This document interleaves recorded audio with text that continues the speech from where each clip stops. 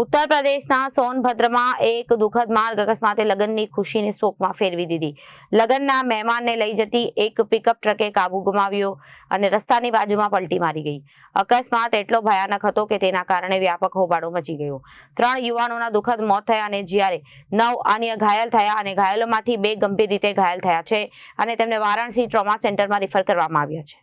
ઘટનાની માહિતી મળતા ડીએમ અને અન્ય વહીવટી અધિકારીઓ ઘાયલોની હાલત પૂછવા માટે હોસ્પિટલ પહોંચ્યા. તેમણે જણાવ્યું કે રાહત અને બચાવ કામગીરી ઝડપથી હાથ ધરવામાં આવી. ઘાયલોને શ્રેષ્ઠ શક્ય સારવાર મળશે. પરિવારના સભ્યો આ ઘટનાથી ખૂબ જ દુઃખી છે. કોઈ પણ વિશ્વાસ કરી શકતું નથી કે તેમનો આનંદ શોકમાં ફેરવાઈ જશે. અહેવાલો અનુસાર મિર્ઝાપુર જિલ્લાના સેમરી બંધથી રામપુર બરકોનિયા તરફ લગ્નની શોભાયાત્રા જઈ રહી હતી અને રામપુર બરકોનિયા પોલીસ સ્ટેશન વિસ્તાર હેઠળ આવતા કથર ગામ નજીક લગ્નના મહેમાનોને લઈ જતી એક પિકઅપ ટ્રક અચાનક કાબુ ગુમાવી દીધી.